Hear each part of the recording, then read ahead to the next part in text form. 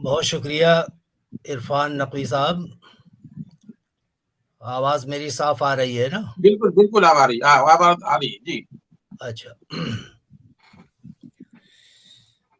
تو سب سے پہلے تو میں خضر پور کالج کا خاص طور سے کالج کے پرنسپل جناب ابھیجیت گانگولی صاحب کا اور شعبہ اردو کے صدر ڈاکٹر عرفان علی نقوی صاحب کا شکریہ ادا کرتا ہوں، بلکہ پورے شعبہ اردو کا شکریہ ادا کرتا ہوں کہ مجھ معمولی طالب علم کو آپ نے عزت دی اور اتنے بڑے شاعر پر، بلکہ سب سے بڑے شاعر پر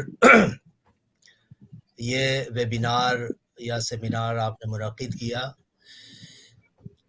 میر تقی میر کے تعلق سے یہ سیمینار اس لیے بھی زیادہ ریلیونٹ ہے کہ جیسا کہ آپ کو معلوم ہوگا کہ میر پیدا ہوئے تھے 1722 میں، بلکہ 1722 اور 23 بھی مانا جاتا ہے، تو عام طور سے 1722 مانتے ہیں. تو اٹ مینس پورے 300 سال میر کے پیدا ہونے کے بعد سے گزر چکے ہیں. یہ 2022 جو ہے 300 years completed after the birth of Mir Taqi Mir. تو اس لحاظ سے گویا ان کی جو برتھ سینٹینری ہے یہ گویا ٹرائی سینٹینری ہو گئی ایک طرح سے. اس موقع پر آپ نے میر تقی میر کو یاد کیا اور ان پر اتنا بڑا پروگرام آپ نے آرگنائز کیا. اس کے لیے ہم شعبہ اردو کو اور خضر پور کالج کو اور اس کے پرنسپل صاحب کو کانگریچولیٹ کرتے ہیں. عرفان صاحب، آپ سے ملاقات تو ظاہر ہوئی تھی وہیں کلکتے میں، اور مجھے یاد بھی تھا، اور پھر آپ سے بات ہوئی تو لیکن آپ نے میرے بارے میں کچھ زیادہ تعریف کر دی. اتنی تعریف کے لائق میں ہوں نہیں. جیسے سب لوگ ہیں معمولی بھائی اردو زبان اور شاعری اور ادب تھوڑا بہت پڑھتے رہتے ہیں. میر کے بارے میں ہاں ٹھیک ہے، میر کے بارے میں کچھ کام وام کیا ہے میں نے، لیکن جو آپ نے جتنی زیادہ بڑھا کے تعریف کی وہ زیادہ ہے، وہ آپ کی محبت کا اظہار زیادہ ہے مجھے لگتا ہے. اور میں خاص طور سے ذکر کروں گا کہ یہاں اچھا عرفان صاحب، کچھ ایسا ہوتا ہے، کچھ پلیٹ فارمز ایسے ہوتے ہیں کہ اس میں اور جو پارٹیسپینٹس ہیں وہ نظر آتے رہتے ہیں. میرا خیال ہے کچھ آپ نے پردہ لگا رکھا ہے اسٹریم یارڈ میں کہ اور لوگ نظر نہیں آ رہے ہیں ابھی. بہرحال پرنسپل صاحب تو اچھا ہاں دیکھیے قدوس جاوید صاحب موجود ہیں.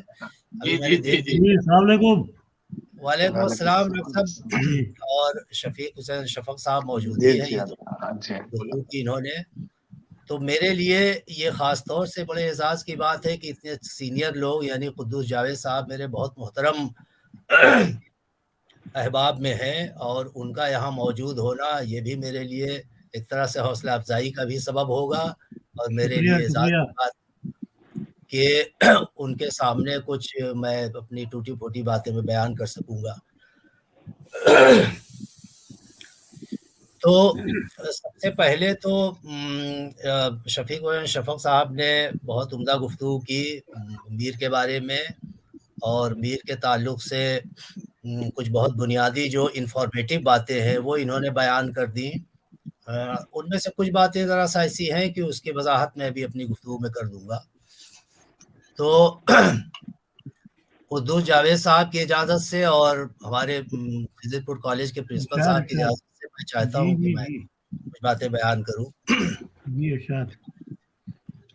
دیکھیے جیسا کہ میں نے عرض کیا، اچھا پیپر تو فی الحال ابھی نہیں ہے اس لیے کہ اتنی جلدی ہو بھی نہیں سکتا تھا، تو میں باتیں بیان کر رہا ہوں، بعد میں میں کچھ لکھ کے بھیج دوں گا انشاءاللہ. جیسا کہ چونکہ شفق صاحب نے بہت سی باتیں بیان کر دی ہیں تو وہ اچھا ہوا، اس لیے کہ جو طالب علم اس سیمینار کو، اس ویبینار کو دیکھ رہے ہوں گے تو ان کے لیے وہ ایک طرح سے بہت کام کی باتیں ہو گئی، اس کو دہرانے کی ضرورت نہیں ہے. مثلا یہ کہ میر کا آگرے میں پیدا ہونا، پھر دلی میں بہت بڑا عرصہ گزارنا، اور پھر لکھنؤ جا کر وہاں بھی اچھی خاصی عمر گزارنا، اور اس کے بعد لکھنؤ میں ہی ان کا انتقال ہونا، یہ سب باتیں میر کی زندگی کے بارے میں بہت ہی بنیادی انفارمیشن کی ہے جو شفق صاحب نے بیان کر دی۔ دیکھیے پہلی بات تو یہ کہ اور یہ سب ہم لوگ جانتے ہیں اور اس کے پہلے جو گفتگو ہوئی اس میں بھی کہ ہمارے یہاں اردو شاعری کی جو بہت بڑی ٹریڈیشن ہے، تقریباً 18 سینچری کے شروع سے اگر آپ لیں اور 19 سینچری کے آخر تک، اس لیے کہ اس کے بعد سے پھر ماڈرن ٹریڈیشن شروع ہو جاتا ہے، تو 200 سال کی روایت 200 ایئرس کی ٹریڈیشن ہے جو ہماری کلاسیکل اردو پوئٹری اور خاص طور سے غزل پوئٹری کے لیے۔ تو اس 200 سال کی روایت میں ہم لوگ یہ بہت سے شاعر گزرے ہیں جس میں سے بہت سے نام ہیں اور سب بہت ہی قابل ذکر، بہت ہی امپورٹنٹ شاعر ہیں، لیکن ان میں جب بھی ہم یہ کہتے ہیں کہ بھائی سب سے بڑا شاعر کون ہے اردو کی شاعری کی روایت میں، تو میر کا نام آتا ہے اور اسی کے ساتھ فوراً نام لیا جاتا ہے غالب کا۔ تو اور یہ ہے کہ دونوں کی جو زندگی ہے، ایک جو ہے 18 سینچری میں ہے میر اور غالب جو ہے 19 سینچری میں ہے، تو یہ بھی بلکہ کہہ دیا جاتا ہے کہ بھئی 18ویں صدی کے سب سے بڑے شاعر میر ہیں، 19ویں صدی کے سب سے بڑے شاعر غالب ہیں۔ لیکن اگر پورا ملا کے بھی لوگ کہتے ہیں تو یہ کہتے ہیں کہ بھئی ٹھیک ہے سب سے بڑے شاعر میر ہیں لیکن غالب بھی بہت بڑے شاعر ہیں، بلکہ اس پر ایک ڈیبیٹ بھی ہوتا ہے، کچھ لوگوں کا کہنا ہے کہ بھئی غالب جو ہے میر سے بڑے شاعر ہیں، یعنی غالب از گریٹر دین میر، اور کچھ لوگ کہتے ہیں کہ نہیں صاحب میر جو ہے میر از دا گریٹسٹ، میر جو ہے وہ غالب سے بھی بڑے ہیں، یہ سب شاعروں سے بڑے ہیں۔ تو خیر یہ ایک بحث ہے اور اس بحث کو بہت دنوں سے بہت عرصے سے یہ بحث چلی ہے کہ بھئی غالب زیادہ بڑے شاعر ہیں، میر زیادہ بڑے شاعر ہیں۔ تو ہم لوگ بہرحال یہی مان لیتے ہیں کہ بھئی ٹھیک ہے دونوں شاعر بہت بڑے شاعر ہیں، لیکن ایج جو ہے وہ میر کو حاصل ہے، اور میر کو اگر غالب پر سپیریورٹی ہے اگر تھوڑی بہت بھی مان لیں تو اس کا جسٹیفیکیشن ہم اس طرح دیتے ہیں، اور وہ بڑا ہی مضبوط جسٹیفیکیشن ہے کہ جس شاعر کو کہا جاتا ہے غالب کو کہ بھئی غالب جو ہے میر سے بھی بڑے ہیں یا میر جیسے ہی بڑے ہیں گریٹسٹ، اس میں کوئی شک نہیں کہ یہ ڈیبیٹ اگر نہ بھی ہو تب بھی ہم یہ مان ہی نہیں سکتے کہ غالب کی عظمت اور غالب کی گریٹنس جو ہے وہ کہیں سے کچھ کم ہے، یعنی غالب جو ہے وہ ہماری روایت کا بہت بڑا شاعر ہے، اس میں کوئی شک ہی نہیں ہے، میر سے ان کا کمپیریزن ہو چاہے نہ ہو، اٹ ڈزنٹ میٹر۔ لیکن جو اصل بات کہنے کی ہے وہ یہ ہے کہ غالب وہ شاعر ہے جس نے اپنی گریٹنس کا اتنا زبردست احساس رکھا اپنے اندر، اور غالب نے پوری اردو دنیا میں، اور فارسی کے بھی بہت بڑے شاعر تھے غالب، تو غالب نے جو کچھ لکھا ہے اپنے بارے میں، جو اپنے لیٹرز میں لکھا ہے یا اور شاعری میں جگہ جگہ کچھ اشارے کیے ہیں، اس سے صاف یہ معلوم ہوتا ہے کہ غالب جو ہے وہ کسی شاعر کو اپنے آگے کچھ نہیں سمجھتے۔ کچھ ان کا مزاج بھی اس طرح کا ہے غالب کا کہ غالب جو ہے وہ جیسے کچھ ہوتا ہے نا کہ کسی فنکار کی بلندی یا وہ فنکار اتنی بلندی پہ ہوتا ہے کہ اس کے آگے سب بچے معلوم ہوتے ہیں، اور وہ فنکار جو ہے وہ اپنی فنکاری کا اتنا گہرا احساس رکھتا ہے یا اپنی بڑائی کا کہ وہ اس بات کا اظہار بھی کرتا رہتا ہے کہ ہاں صاحب ہم معمولی شاعر نہیں، ہم بہت بڑے شاعر ہیں یا بہت بڑے فنکار ہیں، اور جتنے شاعر ہیں یہ لوگ کیا میرا مقابلہ کریں گے۔ ہماری روایت کیا ہر ٹریڈیشن میں اس طرح کا رہا ہے، ہر فن کے میدان میں۔ کچھ لوگ جو ہے وہ ذرا سا شرافت سے اس بات کو کہتے ہیں، کچھ لوگ جو ہے کھل کے کہہ دیتے ہیں کہ نہیں صاحب میرے آگے بھلا کون ہے۔ تو غالب کا معاملہ یہ ہے کہ غالب نے باقاعدہ لکھ کر کے، اور there are so many instances، غالب نے لکھ کے کئی جگہ یہ کہا ہے کہ اپنے لیٹرز میں یا اور جگہوں پر کہ صاحب میری میں فارسی کا اتنا بڑا شاعر ہوں کہ ہندوستان کے بڑے بڑے یعنی غالب سے جو پہلے کے فارسی شاعر تھے ان کے بارے میں غالب کا کہنا ہے کہ ان لوگوں کی فارسی شاعری کیا ہے، کچھ نہیں، ہم تو صرف امیر خسرو کو مانتے ہیں کہ امیر خسرو جو ہے وہ فارسی کا بہت بڑا شاعر، ہاں اس کو میں مانتا ہوں۔ اور ایون یعنی اکبر بادشاہ کے جو درباری شاعر تھے، یعنی فیضی اتنا بڑا فارسی کا شاعر، فیضی کے بارے میں بھی غالب نے کہہ دیا ہے کہ فیضی کی بھی شاعری ٹھیک ہے، شاعری بہت ہوگی، بہت بڑے شاعر ہوں گے، لیکن فیضی کے ہاں بھی کبھی کبھی کوئی کمی نکل آتی ہے، فیضی کے ہاں بھی کبھی ٹھیک نکل جاتی ہے، ٹھیک نکل جانا یعنی کوئی عیب پیدا ہو جانا۔ تو غالب کا جو احساس ہے اپنی بڑائی کا وہ اس طرح کا احساس ہے کہ وہ جلدی کسی کو خاطر میں، جب آپ ذرا سوچیے کہ جب بڑے بڑے فارسی شاعروں کو خاطر میں نہیں لاتے تو بھلا اردو شاعروں کے کیا خاطر میں لائیں گے؟ اردو شاعروں میں تو غالب گویا کہہ رہے ہیں ٹھیک ہے سب ہوں گے، لیکن اب یہ بات جو آتی ہے کہ غالب نے تنہا اگر کسی شاعر کو ایکنالج کیا ہے اور اس کی بڑائی کو ایکنالج کیا ہے اور لکھ کے کہا ہے اور شعروں میں کہا ہے، ابھی شفق صاحب نے ایک شعر سنایا، لیکن ایک ہی نہیں 2-3 شعروں میں غالب نے یہ بات کہی کہ صاحب میر جو ہے، ایک تو وہی جو سنایا کہ ریختہ کے تمہیں استاد نہیں ہو غالب، کہتے ہیں اگلے زمانے میں کوئی میر بھی تھا۔ اس میں تو چلیے تھوڑا سا آپ کہہ سکتے ہیں کہ بھائی ذرا انڈائریکٹلی کہا ہے کہ ہاں اگلے زمانے میں میر صاحب تھے لیکن اس زمانے میں ہم ہیں، تو میر اپنا اگلے زمانے کے شاعر بہت بڑے شاعر رہے ہوں گے لیکن اس زمانے میں ہم ہیں، ہم وہ میرا مقابلہ کیا کریں گے۔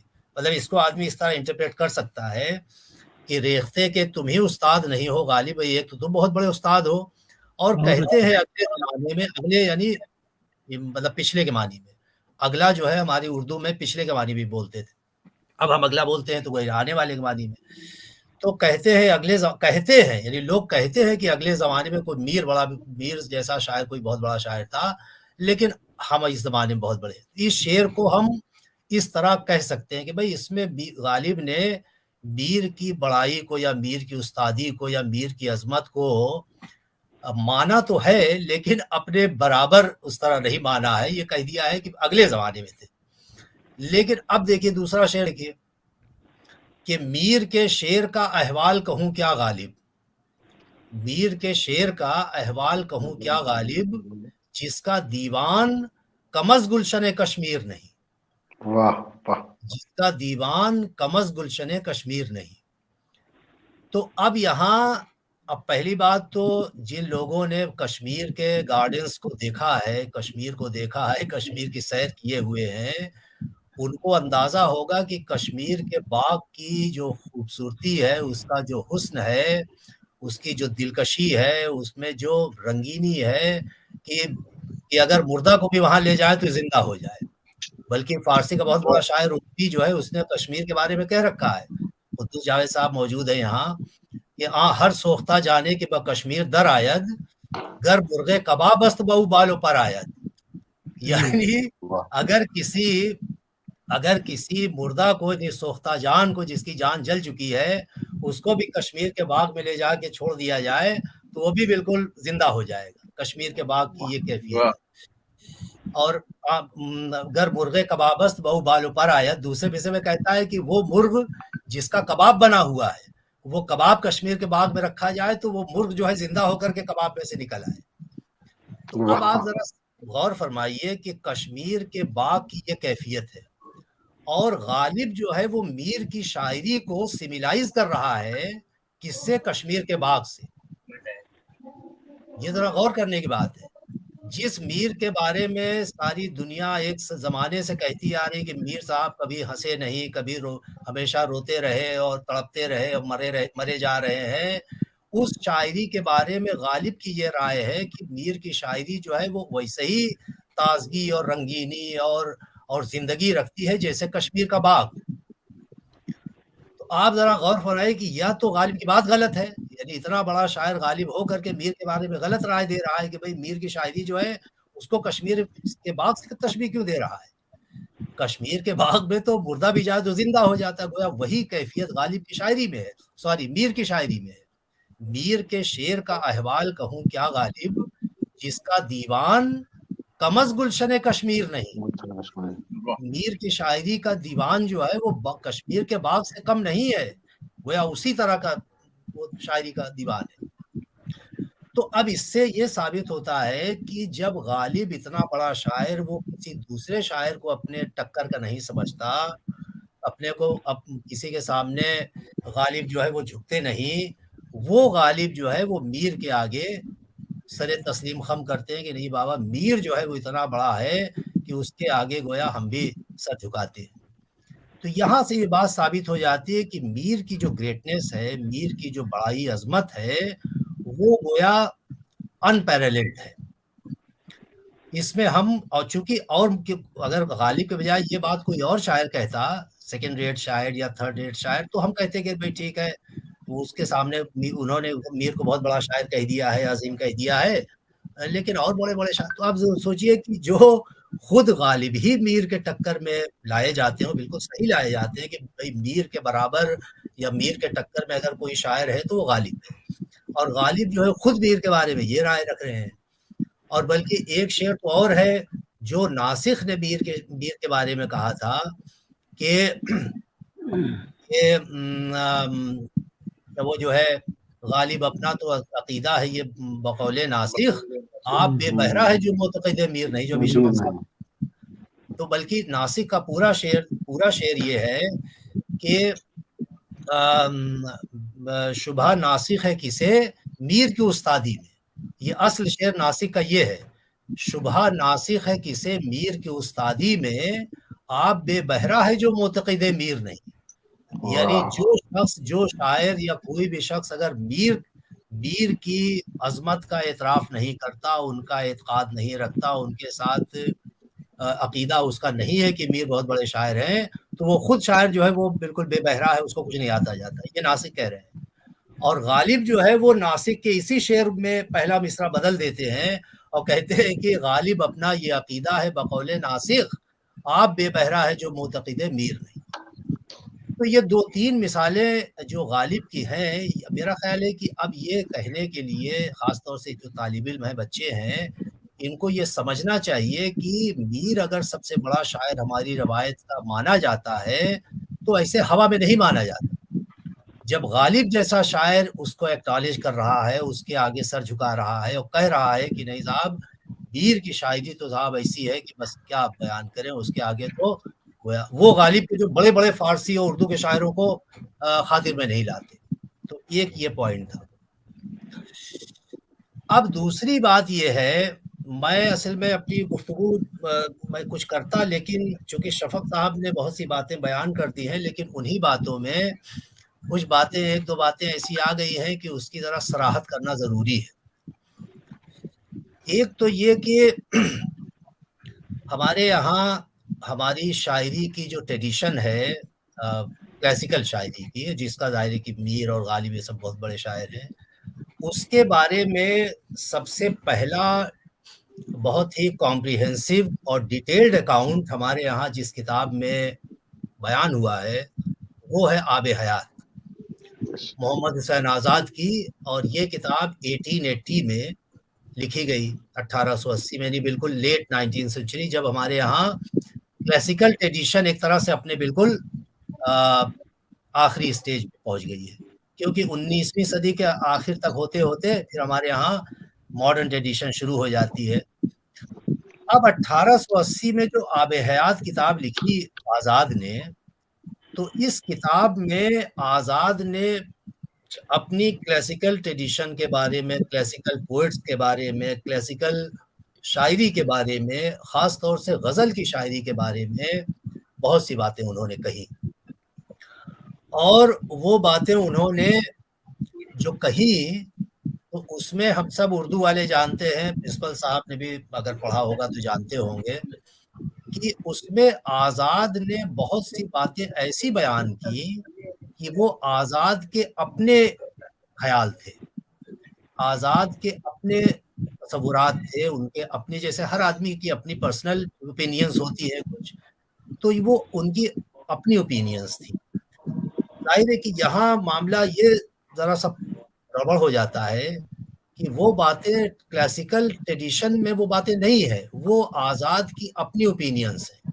लेकिन आज़ाद ने उन बातों को, अपनी पर्सनल ओपिनियंस को, अपनी बातों को इस तरह बयान किया कि ऐसा लगा कि यही ट्रेडिशनल बातें हैं, यानी ये हमारे ट्रेडिशन में ये बातें हैं। मसलन ये बात बिल्कुल गलत है कि हमारी क्लासिकल पोएट्री में, गज़ल की पोएट्री में शायर जो है वो अपनी फीलिंग्स का बयान करता है, ये बिल्कुल गलत बात है। ये बात जो है वो वेस्टर्न पोएटिक जो ट्रेडिशन है उससे हमारे यहाँ आई है लेट 19th सेंचुरी में, और फिर इस बात को इतना फैलाया गया کہ یہی بات ہماری غزل کے بارے میں کہہ دی گئی کہ غزل میں شاعر جو ہے وہ اپنے دل کے جذبات بیان کرتا ہے. غزل میں شاعر جو ہے وہ اپنے دل کے جذبات بیان نہیں کرتا، بلکہ غزل کی ایک پوری ایک کنونشنل ورلڈ ہے، ایک اس کی رسومیاتی دنیا ہے، ایک تصوراتی دنیا ہے، ایک خیالی دنیا ہے. اس دنیا میں کچھ کیریکٹرز ہیں، ان کیریکٹرز کے اپنے کچھ ان کی پوری کیریکٹرسٹکس ہیں، ان کی خصوصیات ہیں. ایک شخص ایسا ہوگا، ایک شخص ایسا ہوگا، اس کی یہ صفات ہیں، اس کی یہ صفات ہیں، اور پھر ان کیریکٹرز کے بارے میں کچھ تصورات ہیں. انہی تصورات کو شاعر بیان کرتا ہے غزل کی شاعری. مثال میں دیتا ہوں، غزل کی شاعری میں دو بنیادی کیریکٹر ہیں، ایک ہے لور جس کو عاشق کہتے ہیں، اور ایک ہے بیلوڈ جو معشوق ہے، محبوب ہے. لور جو ہے وہ اپنے محبوب سے محبت کرتا ہے، عشق کرتا ہے، اور اس کی محبت میں اپنی جان دے دیتا ہے، اور جان دینے کو اپنی بہت بڑی کامیابی سمجھتا ہے.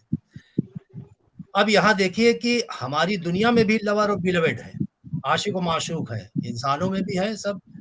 لیکن آپ یہ دیکھیے کہ ہماری دنیا میں جو عاشق معشوق ہے، ان میں یہ ہوتا ہے کہ معشوق جو ہے وہ عاشق پہ ظلم کر دیتا ہے، اور کبھی کبھی عاشق جو ہے معشوق پہ بھی ظلم کر دیتا ہے. بیچارہ اخباروں میں ہم لوگ پڑھتے رہتے ہیں کہ بھائی فلاں صاحب جو ہے کس سے محبت کرتے تھے، جو عاشق تھا اسی نے اپنے بیلوڈ کا قتل کر دیا. اکثر اس طرح کے واقعات اخبار میں سنتے رہتے ہیں. لیکن غزل کی جو ٹریڈیشنل دنیا ہے، جو کنونشنل دنیا ہے، اس میں یہ ممکن ہی نہیں ہے کہ معشوق کا قتل کیا جا سکے. ایک شعر پوری فارسی اور اردو شاعری غزل کی شاعری میں ایک شعر دکھا دیجئے کہ جس میں معشوق کے قتل کا بیان کیا گیا ہو. قتل کا بیان جو ہوگا وہ عاشق کا ہوگا، یعنی عاشق قتل کیا جائے گا، معشوق جو ہے وہ ظالم ہوگا، معشوق ستمگر ہوگا. اب یہ سب اس کے کیریکٹرز ہیں. یعنی معشوق جو ہے غزل کی دنیا میں معشوق کو ظالم، کرویل، بہت ہی بے وفا اور ظلم کرنے والا، اور عاشق کو تڑپانے والا، یہ اس کا کیریکٹر ہے معشوق کا. اس کے برعکس، اس کے بالکل الٹا جو کیریکٹر ہے وہ عاشق کا ہے. عاشق کیا ہوگا کہ اپنے معشوق کے ہجر میں تڑپتا رہے گا، روتا رہے گا، آنسو بہاتا رہے گا، معشوق کے پاس پہنچنے کی کوشش کرے گا، معشوق اس سے دور بھاگے گا، معشوق اس کو اپنے پاس بلائے گا نہیں. اس کی وجہ سے عاشق جو ہے وہ رو رو کے بالکل جان دے دے گا. تو اب دیکھیے ہوتا یہ ہے کہ ہماری غزل کی شاعری جو ہے اس کو ویسٹرن جو پولیٹیکل جو تھاٹس ہیں یا پولیٹیکل جو خیالات ہیں اس کی روشنی میں ہمارے یہاں پڑھ لیا گیا. چونکہ انگریزی شاعری میں جو لیریکل جو شاعری ہے، وہاں کی لیرکس ہے، اس میں یہ ہے کہ شاعر جو ہے وہ اپنے پرسنل فیلنگز کا بیان کرتا ہے. یہاں ہمارے یہاں کہہ دیا گیا کہ غزل جو ہے وہ بالکل لیریکل شاعری ہے، لہٰذا شاعر اپنی پرسنل فیلنگز کا بیان کرتا ہے. شاعر نہیں بیان کرتا. جس شعر میں رونے کا بیان غزل کے شعر میں آتا ہے وہ شاعر کے رونے کا بیان نہیں ہوتا، وہ عاشق کے رونے کا بیان ہوتا ہے. یعنی عاشق رو رہا ہے معشوق کے ہجر میں. تو ایک بات تو یہ کہ میر کے اچھا یہ میر کی صفت نہیں ہے، یہ پوری غزل کی صفت ہے. اب وہ میر کے یہاں رونے کا جو مضمون، اب جیسے مثال کے طور پر یہ جو شعر ہے یا ایک بہت سے شعر ہیں کہ میرے رونے کی حقیقت جس میں تھی ایک مدت تک وہ کاغذ نم رہا. اس میں میرے جو ہے یہ میر تقی میر نہیں ہے، یہ اصل بات سمجھنے کی ہے. میرے جو ہے یہ غزل کی دنیا کا جو عاشق ہے وہ کہہ رہا ہے. عاشق رو رہا ہے نا معشوق کے ہجر میں. عاشق جو ہے وہ معشوق کی محبت میں اس کے ہجر میں تڑپ رہا ہے، رو رہا ہے. تو اس رونے کے بارے میں عاشق یہ کہہ رہا ہے کہ میں روتے روتے، اور میرا جو رونا ہے یہ معمولی رونا تھوڑی ہے. جس معشوق کی محبت میں گرفتار ہوں، یا جس معشوق کے لیے میں نے اپنے آپ کو بالکل وقف کر دیا ہے، اس کی محبت میں جان بھی دے سکتا ہوں. میرا جان دینا تو میری زندگی کا سب سے بڑا اچیومنٹ ہوگا. اس معشوق کے ہجر میں رونا جو ہے، میرا رونا غیر معمولی ہے.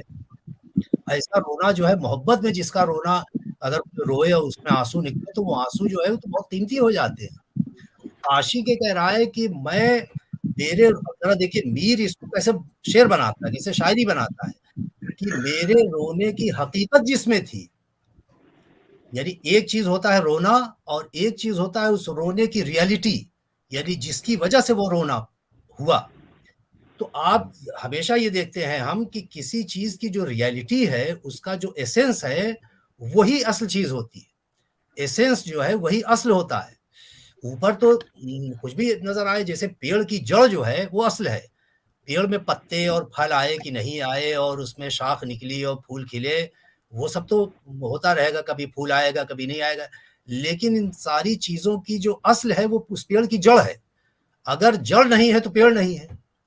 اسی طرح سے کسی بھی چیز کی جو ایسنس ہے، اس کا جو اصل ہے، اس کی جو حقیقت ہے وہ ہوتا ہے جس کو ہم لوگ جوہر کہتے ہیں، ایسنس۔ تو وہ کہتا ہے کہ میرے رونے کی حقیقت، اصل چیز حقیقت ہے، جس وجہ سے میرا رونا ہوا ہے، اس حقیقت کو جس کاغذ پہ میں نے بیان کر دیا یا لکھ دیا گیا تو اس رونے کا اثر گویا اس حقیقت پیدا ہو گیا تھا، کہ جیسے رونے میں آنکھ نم ہو جاتی اسی طرح سے وہ کاغذ نم ہو گیا۔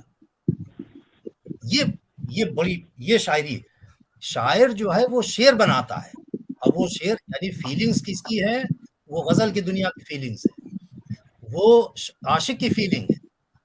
معشوق کا ظلم جو ہے اس کو جب شاعر بیان کرے گا تو یہ دکھائے گا کہ معشوق کتنا بڑا ظالم ہے اور اس کے ظلم کرنے میں بھی ایک طرح کا لطف ہے۔ اب میر کا شعر سنیے، عاشق کہتا ہے کہ عاشق ہی کہہ رہا ہے، یوں ہی کب تک لہو پیتے ہاتھ اٹھا کر جان سے۔ میر صاحب تھوڑی کہہ رہے ہیں کہ میں لہو پیتا، میر صاحب سے کیا مطلب؟ میر جو ہے وہ تو شاعری بنا رہا ہے، میر ہو، غالب ہو، مصفی ہو، داغ ہو، ذوق ہو، مومن، یہ سب شعر بناتے، یہ لوگ روڑتے کوڑتے آنسو نہیں بہاتے۔ میں غالب کا بھی شعر سناتا ہوں، وہ کہتا ہے کہ یوں ہی کب تک لہو پیتے ہاتھ اٹھا کر جان سے، وہ کمر کولی میں بھر لی ہم نے کل خنجر سمیت۔ یعنی معشوق جو ہے وہ خنجر اٹھاتا ہے، تلوار اٹھاتا ہے، تلوار سے عاشق کا قتل کرنا چاہتا ہے، یا اور عاشق صاحب گردن جھکا دیتے ہیں کہ ہاں میری جان تو میرے گردن میں مار دو، بس یہی تو میری معراج ہے، اس سے بڑھ کے اور کیا مجھے چاہیے۔ لیکن معشوق جو ہے تڑپاتا رہتا ہے، گردن نہیں مارتا، کیونکہ غزل کے ٹریڈیشن میں یہ ایک تھیم ہے، مضمون ہے یا خیال ہے کہ معشوق جب عاشق پر ظلم کرتا ہے، تڑپاتا ہے، تو اس سے معشوق کو لطف حاصل ہوتا ہے، اس کو لذت ملتی ہے۔ جتنا عاشق تڑپے گا ویسے معشوق لذت حاصل کرے گا۔ اب اگر ایک ہی بار میں قتل کر دیا تو ظاہر کی لذت کا سلسلہ ختم ہو جائے گا۔ وہ عاشق یہ کہتا ہے کہ یوں ہی کب تک لہو پیتے، کب تک ہم خون پیتے رہیں، بے قرار رہیں، آج تو ہم معشوق کو خنجر ہاتھ میں لیے ہوئے، آج ہم اس کو اٹھا کے اپنے کولی میں بھر لیں گے، چاہے اس کے بعد وہ میری جان ہی مطلب مجھے قتل کر دے۔ یوں ہی کب تک لہو پیتے ہاتھ اٹھا کر جان سے، وہ کمر کولی میں بھر لی ہم نے کل خنجر سمیت۔ کل کا یہ واقعہ ہے، معشوق کے ساتھ میں نے یہ کیا۔ اچھا ایک مثال اور سن لیجئے جو ابھی بعد میں کہہ رہا ہوں، اس مثال میں چلیے میر کو چھوڑ دیجئے، غالب کا شعر سنیے۔ میں نے کہا کہ معشوق جو ہے وہ عاشق کو تڑپاتا ہے، اور اس تڑپانے میں بے قرار رکھنے میں اس کو لذت ملتی ہے۔ غالب اپنے مخصوص انداز میں یہ مضمون بیان کرتے ہیں کہ واہ حسرتا کہ یار نے کھینچا ستم سے ہاتھ، واہ حسرتا کہ یار نے کھینچا ستم سے ہاتھ، ہم کو حریص لذت آزار دیکھ کر۔ غالب کا شعر ہے۔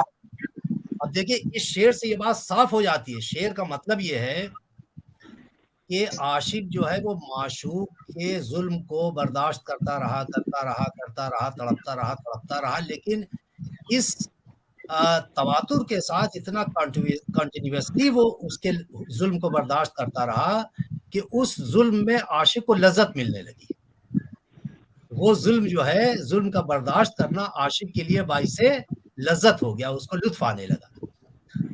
اچھا اب جیسے ہی معشوق کو اس بات کا احساس ہوا کہ ہم تو اس کو تکلیف پہنچانے کے لیے اس کو تڑپاتے ہیں، پریشان رکھتے ہیں، بے قرار رکھتے ہیں، تو جیسے ہی معشوق کو اس بات کا احساس ہوا کہ اب تو میرے تڑپانے میں عاشق جو ہے اس کو لذت ملنے لگی، فوراً اس نے کیا کیا کہ ظلم کرنا روک دیا۔ جب کسی چیز کے آپ عادی ہو جائیں اور اس میں لذت ملنے لگے، اگر وہ کام آپ کو روک دیا جائے تب آپ کو تکلیف ہوتی ہے۔ اب دیکھیے غالب کا شعر کہ واہ حسرتا، یعنی کیا افسوس کی بات ہے کہ یار نے کھینچا ستم سے ہاتھ، اب معشوق جو ہے اس نے ستم سے ہاتھ کھینچ لیا، ستم کرنا روک دیا میرے اوپر۔ کیوں؟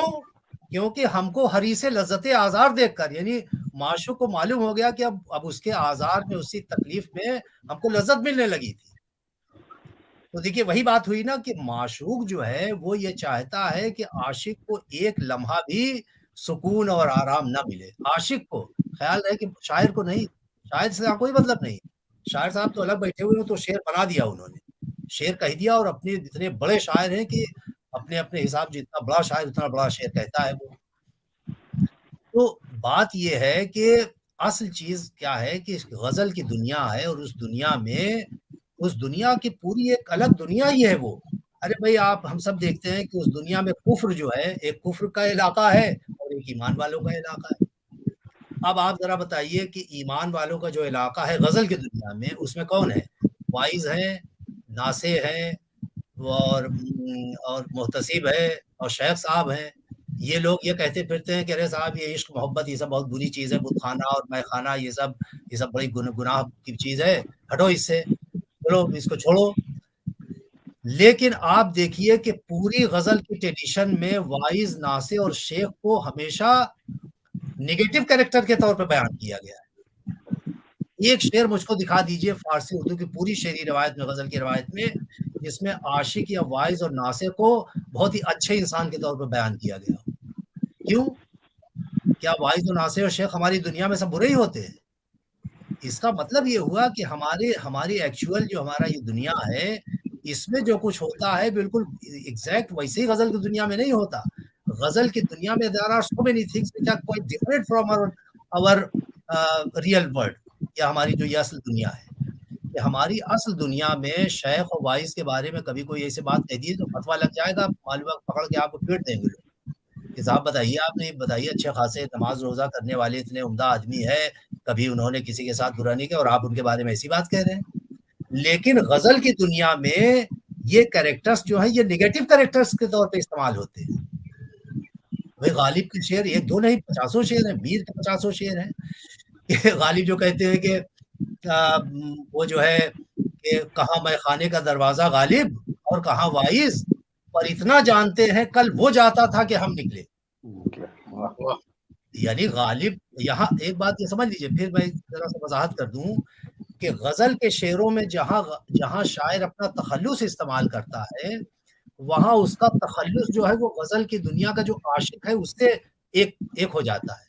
یہاں غالب سے مراد غالب شاعر نہیں ہے, بلکہ غزل کی دنیا کا عاشق ہے جو میخانے میں جاتا رہتا ہے اور وہاں جا کے شراب پیتا رہتا ہے. وہ ابھی میر کے بھی میں شعر سناتا ہوں. تو وائز صاحب جو ہیں وہ بھائی ان کا میخانے سے کیا کام, وہ تو میخانے سے روکنے والے ہیں. لیکن اندر کا معاملہ یہ ہے کہ یہ وائز صاحب غزل کی دنیا میں جو وائز ہے, غزل کی دنیا میں جو پریچر ہے, وہ اوپر دنیا کو دکھانے کے لیے تو بہت اپنے کو اللہ اور رسول اور نماز روزہ کرتا رہتا ہے, لیکن اپنے دل سے اندر سے وہ بڑا دنیادار شخص ہوتا ہے. یہ اس کا کریکٹر ہے غزل کی دنیا میں. میں پھر کہہ رہا ہوں, غزل کی دنیا میں وائز, شیخ اور ناصح کا کریکٹر یہ ہے کہ وہ اوپر سے بہت اپنے کو اچھا انسان دکھاتا ہے یا دنیا والے اس کو سمجھتے ہیں, بٹ اس کا جو اندرون ہے, اس کا جو دل ہے, دل جو ہے دنیا سے ملا ہوا ہے. جتنے بھی دنیا برائیاں ہیں وہ سب اس کے دل میں بھری ہوئی ہے. تو اسی کریکٹر کو غزل کی دنیا میں, غزل کے شعروں میں اس طرح بیان کیا جاتا ہے. تو وہاں جو غالب ہے, یعنی جو غزل کی دنیا کا عاشق, وہ یہ کہہ رہا ہے کہ میں تو کھلا ہوا میں خانے والا آدمی ہوں, مجھے کیا ہے, میں تو کھلے عام آتا جاتا رہتا ہوں, میرے اوپر کوئی مسئلہ نہیں. لیکن یہ وائز صاحب جو ہیں, یہ میں نے دیکھا کہ میں تو میخانے سے نکل رہا تھا اور میخانے کی طرف جا رہے تھے. تو آپ ان کا دیکھیے کریکٹر. تو پھر وہی بات کہ اس کو عاشق تو کہنے کا بعد, اچھا اب وہ میر والا جو میر کے یہاں بھی بہت سے شعر ہیں اس طرح کے کہ آیا تو تھا میں قدے میں وائز. قدوس جاوید صاحب میں سن رہا ہوں. آیا تو تھا میں قدے میں وائز, پر ہو کے بہت خراب نکلا. یہ میر کا شعر ہے. جی آیا تو تھا میں قدے میں وائز. وائز صاحب جو ہے وہ میکدے میں آئے تھے سب لوگوں کو منع کرنے کے لیے, یہاں کیا شراب وراب پی رہے ہو, نکلو یہاں سے, یہ سب بہت بری بات ہے. لیکن جب میخانے میں آئے تو موصوف انہوں نے بھی اتنا چڑھا لیا کہ میخانے سے جب نکلے ہیں تو ان کو پکڑ کے لوگ لے گئے, اتنی بری حالت ہو گئی تھی. یعنی اب اتنا نشے میں تھے. خراب جو ورڈ ہے اس کے بہت سے میننگز ہیں. خراب کے معنی ظاہر کے بیٹھ کے تو وہی ہیں, خراب کے معنی تباہ و برباد کے بھی ہیں, خراب کے معنی تباہ حال, خراب کے معنی ویران کے بھی ہیں, اور خراب کے ایک معنی ہے نشے کی حالت میں اس کیفیت میں پہنچ جانا کہ آدمی بالکل بے ہوش ہو جائے، اس کو بھی خراب کہتے ہیں. خراب کی یہ معنی بھی ہے. تو یہاں میر نے اس خراب لفظ کو دیکھیے کیسا استعمال کیا ہے وائز کے لیے، کہ آیا تو تھا میکدے میں وائز پر ہو کے بہت خراب نکلا. یعنی خراب، یعنی اتنا پی لیا تھا وائز صاحب نے کہ ان کو اٹھا کے لے جانا پڑا میکدے سے. کہنے کا مطلب یہ ہے کہ یہ جو ہماری غزل کی جو ٹریڈیشن ہے یا غزل کی جو شاعری ہے، اس شاعری کے جو بنیادی تصورات ہیں، اس کے جو کنونشن ہیں، اس کے جو اصول ہیں، ان کو ہمیں سامنے رکھ کے ہمیں اگر ہم میر کو پڑھیں، غالب کو پڑھیں، تب ہمیں زیادہ سمجھ میں آئے گا. اب یہ بات جو کہی گئی ہے کہ میر نے اپنی زندگی کو بیان کیا غزل کی دنیا میں، غزل کی شاعری میں، یہ بات اصل میں آزاد نے آب حیات میں سب سے پہلے لکھی. اور یہ بات اتنی مشہور ہوئی کہ ہمارے یہاں یہی چل پڑا کہ میر جو ہے وہ بہت غمزدہ تھے، بہت روتے پیٹتے رہتے تھے ہر وقت. اب بھائی آزاد نے یہاں تک لکھ دیا کہ میر کے دل کی کبھی کھلی ہی نہیں.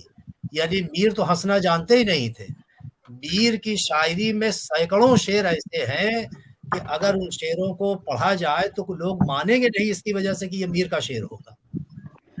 سنا جاتا ہے اے گھتیے تیرے مجلس نشینوں سے، سنا جاتا ہے اے گھتیے تیرے مجلس نشینوں سے کہ تو دارو پیے ہے رات کو مل کر کمینوں سے. یہ میر کا شعر ہے. ذرا غور فرمائیے کہ جو رونے دھونے والا شاعر ہے، جو ہر وقت منہ دبا کے اپنا آنسو بہاتا رہتا ہے، وہ اس طرح کا شعر کہہ سکتا ہے؟ سنا جاتا ہے اے گھتیے، گھتیے نہیں اپنے معشوق کو کہہ رہا ہے، یعنی عاشق اپنے معشوق سے کہہ رہا ہے کہ سنا جاتا ہے اے گھتیے تیرے مجلس نشینوں سے کہ تو دارو پیے ہے رات کو مل کر کمینوں سے. کمینوں وہی جو رائبلز ہیں، جن کو ہم لوگ رقیب کہتے ہیں غزل کی دنیا میں، رقیب اور غیر، یعنی وہ لوگ جو معشوق کے دوست بنے رہتے ہیں اور عاشق کے رائبل ہوتے ہیں.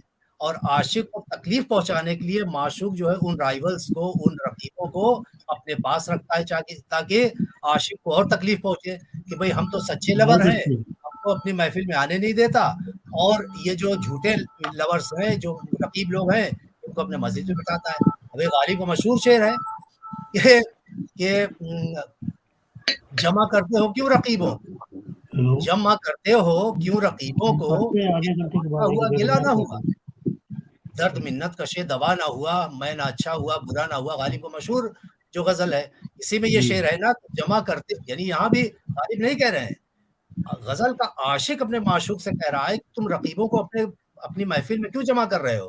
میں تو آؤں گا تم سے شکایت کرنے کے لیے، یا میں آیا تھا تم سے شکایت کرنے کے لیے کہ بھئی تم میرے اوپر کیوں ظلم کرتے ہو، مجھے اپنے قریب کیوں نہیں بلاتے، میں تمہارا سچا عاشق ہوں، مجھ پر رحم کرو، ہر وقت مجھے تڑپاتے رہتے ہو. میں تو شکوہ کرنے آیا تھا، گلہ کرنے آیا تھا تم سے، اب تم نے جو ہے سارے رقیبوں کو وہاں جمع کر لیا، معلوم ہوا کہ میرا تماشا بنا دیا، عجیب حال ہے تمہارا. تو جمع کرتے ہو کیوں رقیبوں کو، ایک تماشا ہوا، گلہ نہ ہوا. یعنی میں تو گلہ کرنے گیا تھا، شکایت، میں تو کمپلین کرنے گیا تھا تم سے، اکیلے میں بات ہوتی ٹھیک رہتا، تم نے سب رائبلز کو. کہنے کا مطلب یہ ہے کہ میر جو ہے وہ بھی اس طرح کے شعر جو کہتے ہیں. تو کہنے کا مطلب یہ ہے کہ میر، ایک بات مجھے سمجھنی چاہیے کہ میر کے بارے میں، کہ میر سب سے بڑا شاعر بھی. ٹائم کتنا ہوا ذرا کچھ، جب ابھی تو ٹائم ہے نا؟ بولیے آپ، بہت اچھی باتیں ہو رہی ہیں. اچھا شکریہ. بولے میں بہت اچھی بات ہے. تو ایک بات تو یہ، اچھا چلیے، ندیم صاحب بھی اس وقت بالکل آن لائن ہے. ظاہر ہے کلکتہ ہے تو ندیم تو ہوں گے ہی، تو اس سے تو کچھ کلام نہیں، لیکن ہے ندیم میرا سلام کہیو اگر نامہ بر ملے. تو میں یہ عرض کر رہا تھا کہ میر کے بارے میں، میر کی شاعری کو پڑھنے کے لیے ہمیں خاص طور سے یہ باتیں طالب علموں سے میں کہہ رہا ہوں کہ ہمیں یہ پڑھنا چاہیے، یہ دیکھنا چاہیے کہ غزل کی شاعری کیا ہے، غزل کی شاعری کس طرح کی شاعری ہے، جس کو ہم غزل کی شعریات کہتے ہیں یا غزل کی پوئٹکس کہتے ہیں. غزل کے جو اصول ہیں وہ، کہ اس کے بہت بنیادی اصولوں کو اگر ہم لوگ نظر انداز کر دیں تو پھر غزل کی شاعری میں بڑے مسائل پیدا ہو جاتے ہیں.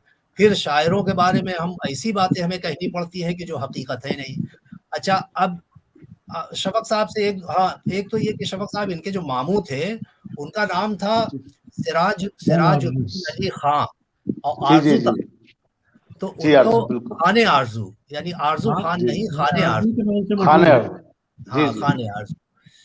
अच्छा, सबकत लिसानी थी। हाँ, सिराज सौतेले मामू थे, जाहिर वो सब आपने जो बयान किया वो। अच्छा, वो जो मीर के इश्क वगैरह की जो बात है वो सब देखिए उसका ले दे करके एक सोर्स है। पहली बात ये कि मीर की जिंदगी में क्या हुआ क्या नहीं हुआ ले दे करके एक उनकी ऑटोबायोग्राफी है मीर की, जिक्र मीर खुद उन्होंने लिखा। मीर की कोई सवाने अगर अभी लिखी भी जाएगी तो सोर्सेज क्या होंगे, इसलिए कि मीर साहब ने जो अपनी जिक्र मीर जो सवाने लिखी वो इतनी नामुकम्मल है कि उसमें उन्होंने यहाँ तक नहीं बताया कि मैं कब पैदा हुआ और मेरा वो था, अपनी तारीख पैदाइश भी नहीं लिखी, और अपनी शायरी के बारे में या शायरों के बारे में कुछ उसमें कहा ही नहीं है। सिर्फ बस ये सब बयान किया कि भाई मैंने वहाँ का सफ़र किया, यहाँ का मेरे और अपने ख़ानदान के बारे में कि तसव्वुफ़ का माहौल था और मेरे वालिद ऐसे में। अब आप खुद गौर कीजिए कि हम या आप या कोई भी अपने बारे में जो लिखेंगे उसको कितना ऑथेंटिक माना जाएगा, जब तक कि उन बातों को किसी दूसरे सोर्स से मजीद उसका ऑथेंटिकेशन ना हो जाए। तो ले दे करके एक मीर का मतलब ऑटोबायोग्राफी है। अब उसके बिना पर मीर साहब कहते हैं कि हमने 10 लोगों से इश्क किया या 5 से इश्क किया या इश्क नहीं किया, तो इसका सबूत कहाँ है हमारे पास कि वाकई वो इश्क था, क्या था, पता नहीं क्या था।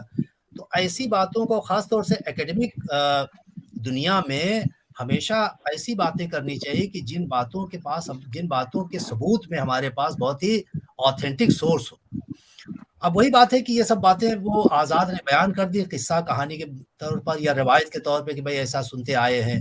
अब ये वाला जो बहुत मशहूर है कि क्या बूदो बाश पूछो पूरब के साकिनों, भाई मीर का जो पूरा कुल्लियात है उसमें कहीं है ही नहीं। तो अभी इसी के बारे में शक है कि मीर का है कि नहीं है, और है तो कहाँ है, तो यह है नहीं, लेकिन आज़ाद ने इसको वहाँ लिख दिया है, मशहूर हो गया। दूसरी बात जो अभी आपने कही उसकी भी सराहत में कर दूं कि असल शेर वही है कि सरहाने मीर के कोई ना बोलो, कोई ना बोलो। जी, मैंने इसीलिए कहा था। हाँ, सरहाने मीर के कोई ना बोलो, अभी तू रोते रोते सो गया है। असल शेर यही है, क्योंकि मीर के तमाम ऑथेंटिक जो कलाम है, उनका कुल्लियात या इंतखाब जो ऑथेंटिक हैं, सब जगह यही शेर है। और ये आहिस्ता बोलो, ये वही आज़ाद ने लिखा है उसमें। अब आप इसी से अंदाजा लगा लीजिए कि आज़ाद की कही हुई बातें इतनी मशहूर हो गई है, जो मीर का असल कलाम है उसके बारे में लोगों को शक होता है कि पता नहीं ये शेर सही है कि नहीं है। तो मैं जो कह रहा हूँ कि आज़ाद के जो बयानात है मीर के बारे में वो ऐसे हैं कि बस वो उस बात तो एक तो ये बात। अच्छा, अब उसमें एक दो बातें और मैं बस करके फिर ख़त्म करूँगा, इसलिए कि ये तो पूरा ऐसा मैदान है, इसमें तो जितनी देर बातें करते रहिए तो बहुत सी बातें हैं, लेकिन एक दो बातें। एक तो ये कि अब देखिए गज़ल की जो शायरी है मीर की, उसके बारे में थोड़ा सा बस एक दो बातें। एक तो ये कि गज़ल की जो ट्रेडिशन है हमारी, वो बहुत बड़ी ट्रेडिशन है। बड़ी इस मानी में कि सिर्फ उर्दू नहीं, क्योंकि हमारी उर्दू गज़ल की ट्रेडिशन जो है वो सिर्फ उर्दू में शुरू नहीं बल्कि ये फ़ारसी से आई है, और उर्दू से पहले फ़ारसी में कई सौ साल की रवायत गज़ल की है, और उसी पैटर्न पर हमारे यहाँ ये गज़ल शुरू हो गई। और इसमें सबसे बड़ा जो रोल रहा है मीर से पहले वो ज़ाहिर वली का था, क्योंकि वली ही वो तनहा शख्स है, पहला आदमी है कि जिसने उर्दू गज़ल को बिल्कुल फ़ारसी गज़ल के पैटर्न पर एक तरह से कायम कर दिया, और ये दिखा दिया उर्दू के शायरों को कि देखो इस लाइन पे चलोगे तो ये बाकायदा बिल्कुल हमारी उर्दू गज़ल इसी तरह से बन जाएगी जो फ़ारसी गज़ल के मुकाबले में खड़ी हो सकती है। और हो गई, क्योंकि फिर उर्दू में ज़ाहिर कि मीर और गालिब जैसे शायर पैदा हो गए जो किसी भी फ़ारसी गज़ल के शायर के पैरेलल बराबर बिल्कुल मौजूद है, कोई उसमें शक ही नहीं है। एक तो ये कि गज़ल की जो शायरी है इसमें बहुत से इसमें बेसिक चीज़ तो ज़ाहिर थीम है, वही जिसको हम मज़मून कहते हैं। असल चीज़ जो है गज़ल की शायरी मज़मून है, और मज़मून का मतलब वही होता है कि गज़ल के शेर में क्या थीम आप बयान कर रहे हैं। वो थीम जो है, मसलन ये सब थीम्स हैं कि आशिक का रोना, माशूक का जालिम होना, वाइज का नसीहत करना, या वाइज का चुपके चुपके मैखाने में जाना, और वो जो है हिज्र की रात, हिज्र का तवील होना और वस्ल का बिल्कुल मुख्तसर होना, ये सब थीम है, ये सारा सब थीम है। इन थीम्स को शायर जो है वो गज़ल के शेर में बयान करता है। ये कतन ज़रूरी नहीं है कि आशिक के रोने का बयान जो थीम का बयान कर रहा है गज़ल के शेर में, उस रोने का ताल्लुक शायर की अपनी ज़ात से है कि नहीं है, बल्कि आम तौर से ये माना गया है कि शायर इसमें होता ही नहीं, उसकी फीलिंग्स होती ही नहीं, वो थीम सिर्फ बयान करता है। एक शेर चलिए मैं मिसाल में याद आ गया, वो मैं सुना देता हूँ। गालिब का शेर है, यूं ही गर रोता रहा गालिब तो ऐ अहले जहां, यूं ही गर रोता रहा गालिब तो ऐ अहले जहां, देखना इन बस्तियों को तुम के वीरा हो गई। क्या वाह। बात, मशहूर गजल का शेर है गालिब के, क्या बात। बुरियां हो गई और मुश्किलें इतनी बड़ी, मुश्किल की आसा हो गई, मशहूर गजल है गालिब। उस गजल का ये मक्ता है, यूं ही गर रोता रहा गालिब तो ऐ अहले जहां, देखना इन बस्तियों को तुम के वीरा हो गई।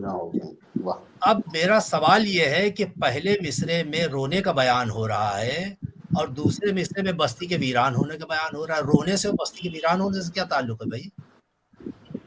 अरे भाई कोई आदमी बैठ कर रो रहा है, चाहे दिन भर रोता रहे, तो उससे बस्ती कहाँ से वीरान हो जाएगी? यहाँ मामला वही है कि यहाँ जो रोने का जो मजमून शायरी में बयान होता है, गिरिया करने का, आंसू वाला मजमून, उसमें ये होता है कि उस जब आशिक जो है, पहली बात ये कि इस शेर में गालिब से मुराद मिर्जा असदुल्लाह का गालिब नहीं है जिन्होंने शेर कहा है। यहाँ गालिब से मुराद वही गजल की दुनिया का आशिक है जो माशूक के हिज्र में रोता रहता है, आंसू बहाता रहता है। बहुत अच्छे, बहुत यहाँ अच्छे। गालिब से मुराद आशिक। बेशक। अब देखिए, अब मजमून देखिए कि गालिब यानी आशिक, आशिक ये कह रहा है अपने बारे में कह रहा है या कोई शख्स उस आशिक के बारे में कह रहा है कि अगर ये आशिक, जो गालिब ये आशिक है, ये अगर ऐसे ही रोता रहा महबूब के हिज्र में, आंसू बहाता रहा, तो इसके आंसू जो है बहते बहते बहते बहते इतने आंसू बहेंगे कि उन आंसुओं का दरिया बह जाएगा। गजल के शेर में आंसुओं के कसरत से, आंसुओं के बहने से दरिया बन जाने का मजमून बहुत कॉमन मजमून है, बहुत कॉमन मजमून है कि आशिक, आंखों से आशिक इतना रो रहा है कि साहब दरिया बह गया, आंसुओं का दरिया बह गया। अच्छा, अब जब आंसुओं का दरिया बहा तो दरिया में क्या आएगा? सैलाब आएगा। और जब सैलाब आएगा तो सैलाब क्या करता है कि बस्तियों को वीरान कर देता है। सैलाब ने पूरी बस्ती बहा दिया हुआ। अब आपने देखा पहले मिसरे के जो रोने का ताल्लुक जो है वो बस्ती के वीरान होने से कैसे है कि यूं ही गर रोता रहा गालिब तो ऐ अहले जहां, देखना इन बस्तियों को तुम के वीरा हो गई। यानी आशिक साहब इतना रोते रहे, अगर यूं ही रोते रहे तो क्या होगा कि इनके रोने से, इनके आंसुओं से दरिया बहेगा और उस दरिया में सैलाब आएगा और फिर उस सैलाब से बस्तियां वीरान हो जाएंगी। बिल्कुल यही थीम, यही मजमून जो है वो मीर ने भी बांधा है। मशहूर शेर है मीर का कि किन नींदों अब तू सोती है ऐ चश्मे गिरिया नाक, किन नींदों अब तू सोती है ऐ चश्मे गिरिया नाक, मिशगां तो खोल शहर को सैलाब ले गया। सैलाब ले गया। वाह वाह। वही बिल्कुल वही थीम है मीर ने। पहले मीर जो है, मीर के शेर में ये है कि आशिक जो है वो अपने माशूक के हिज्र में, उसकी जुदाई में रो रहा है, लेटा हुआ रोते रोते इतना रोया कि उसके आंसुओं से पूरा पानी हो गया और इतना रोने के बाद वो सो गया। और अक्सर ऐसा होता है कि अगर आप बहुत देर तक रोता रहे तो रोने के बाद नींद आ जाती है, और ऐसा सोया है, ऐसी नींद उसे आई है कि अब कोई शख्स उससे खिताब नहीं कर रहा है बल्कि उसके पलकों से कह रहा है कि किन नींदों अब तू सोती है ऐ चश्मे गिरी, आंखों से कह रहा है ऐ चश्मे गिरिया नाक, ऐ आंसू बहाने वाली आंख, तो कौन सी नींद सो गई है कि मिशगां तो खोल, जरा पलक खोल के देख, शहर को सैलाब ले गया। तो यहाँ भी सैलाब शहर को कैसे ले गया? वही आंसुओं का सैलाब आ गया, आंसुओं का दरिया बहा और उसमें सैलाब आ गया। वही बात जो गालिब ने अपने वहां शेर में थीम बयान किया है। تو کہنے کا مطلب یہ ہے کہ یہ سارے تھیمز ہیں اور ان تھیمز کو بیان کرنے کا ہر شاعر کا اپنا الگ الگ انداز ہوتا ہے، الگ الگ اس کا اپنا مزاج ہوتا ہے، اس کی اپنی افتاد طبیعت ہوتی ہے۔ کوئی شاعر مشکل پسند ہے تو اس تھیم کو مشکل انداز میں بیان کرے، جیسے غالب جو ہے یہ مشکل شاعر مانا جاتا ہے، تو غالب جو ہے انہی تھیمز کو بہت ہی ڈیفیکلٹ میٹافرس میں یا ایسے امیجز کے ساتھ بیان کرتے ہیں کہ وہ امیجز جو ہیں وہ جلدی ان کو گریسپ کرنا مشکل ہو جاتا ہے، سمجھنے میں دقت ہوتی ہے کہ وہ جو ہے جوہر اندیشہ کی گرمی کہاں، کچھ خیال آیا تھا وحشت کا کہ صحرا جل گیا، عرض کیجئے جوہر اندیشہ کی گرمی کہاں، کچھ خیال آیا تھا وحشت کا کہ صحرا جل گیا۔ اب جوہر اندیشہ بھی پہلے سوچتا رہے کہ جوہر اندیشہ کیا چیز ہے، الا اندیشہ کا معنی خیال کا جوہر، اب جوہر میں پھر گرمی، تو یہ معلوم ہوگا غالب کا انداز ہے یہ، یا جو ہے وہ تماشائے بیکتب بردن صد دل پسند آیا۔ تو کہنے کا مطلب یہ ہے کہ ہر شاعر اپنے خاص مزاج، اس کا جو اپنا انداز ہوتا ہے، اس کی جو طبیعت ہوتی ہے، اس کے مزاج کی جو ساخت ہوتی ہے، اس کے مطابق وہ شعر میں مضمون بیان کرتا ہے، اس طرح سے وہ ایکسپریس کرتا ہے۔ میر کا جو بہت بڑا جو کمال ہے اور اس معاملے میں میر کا کوئی مقابل ہی نہیں ہے، ایون غالب بھی نہیں ہے، وہ یہ ہے، اور بہت بڑی صفت میر کی شاعری کی ہے کہ میر ایسا شاعر ہے کہ وہ جو شعر جب کہتا ہے تو شعر اوپر سے، یعنی بالکل اوپر سطح پر شعر بالکل سادہ اور آسان معلوم ہوتا ہے، بالکل سادہ معلوم ہوتا ہے کہ اس میں تو ایسی کوئی بات ہی نہیں ہے، اور اس شعر کو جب آپ پڑھتے ہیں سنتے ہیں تو بس وہ بات کو اس طرح بیان کیے رہتے ہیں کہ آپ کے سیدھے دل پر اترتی ہے، دل پہ اثر کرتی ہے۔ اس کو ہمارے یہاں اس میتھڈ کو، اس طرح کے طرز کو، انداز کو ہمارے یہاں کیفیت کہا گیا ہے، کیفیت کا انداز، اثر آفرینی، تاثیر، یہ سب الفاظ استعمال کیے گئے ہیں کہ غزل میں بہت سے اشعار جو ہیں وہ اس انداز کے ہوتے ہیں کہ ان میں آپ کو غور و فکر کرنے کی ضرورت ہی محسوس نہیں ہوتی، جیسے ہی آپ شعر سنتے ہیں فوراً آپ کے دل پر وہ بات اثر کر جاتی ہے، اور شعر چونکہ اس میں آسان اور سادہ ایسا ہوتا ہے کہ اس میں کچھ لگتا ہے کہ اس میں کچھ غور کرنے کی بات ہی نہیں ہے، فوراً اثر کر گیا۔ جیسے وہی شعر، جیسا بھی یہ والا شعر کہ سرہانے میر کے کوئی نہ بولو، ابھی ٹک روتے روتے سو گیا ہے، اب اس شعر میں کیا غور کرنا ہے، اس میں کیا سمجھنے کی بات ہے بھائی، واقعا بالکل کیا کیفیت اور پورا ایک کوئی منظر ہے کہ ایک رونے والا، یہاں بھی دیکھیے، یہاں بھی میر سے مراد وہی غزل کی دنیا کا عاشق ہے، یہ عاشق کے بارے میں ہے یہ شعر، میر کے بارے میں نہیں ہے، میر صاحب نہیں روئے دھوئے، یہ عاشق جو ہے وہ رو رہا تھا، روتے روتے روتے روتے اس کے بعد اس کو نیند آ گئی۔ اب وہاں پر جو لوگ موجود ہیں اس کے پورا ایک سچویشن، ہمارے ہاں غزل کی دنیا میں ایک طرز ہے جس کو وقوع گوئی کہتے ہیں، یعنی ایونٹ بنا کر کے شعر میں بات کو بیان کرنا، کوئی ایونٹ ہوا ہے، جیسے کوئی واقعہ ہوا ہے، کچھ لوگ بیٹھے ہوئے ہیں، وہاں کوئی بات ہو رہی ہے، تو یہ اس شعر میں یہ وقوع والا شعر ہے کہ، تو اس میں جو میر کا جو کمال یہ ہے کہ عام طور سے ہوتا یہ ہے کہ اس طرح کے جو شعر ہوتے ہیں کہ جو اوپر سے بہت آسان اور سادہ معلوم ہوتے ہیں، ان میں معنی کی گہرائی یا معنی کے جہتیں یا معنی کے بہت سے پہلو عام طور سے نہیں ہوتے، کیونکہ اس شعر کے، ایسے شعر کی جو سادہ اور سلیس ہوتے ہیں، ایسے شعر کی سب سے بڑی قوت جو ہے وہ اس کی تاثیر میں ہوتی ہے، اس کے اثر میں، کہ وہ شعر آپ کے دل پر اتنا اثر کرتا ہے کہ بس وہی اس شعر کے لیے کافی ہوتا ہے کہ بھئی اس شعر جو ہے وہ، جیسے اسی طرح کی شاعری کے بارے میں حسرت موہانی نے جو ایک شعر کہا ہے، حالانکہ شعر تو صحیح کہا ہے لیکن اس شعر سے بڑی گمراہی بھی پھیل گئی ہے، جو مشہور شعر ہے ان کا کہ شعر دراصل ہیں وہی حسرت، سنتے ہی دل میں جو اتر جائیں،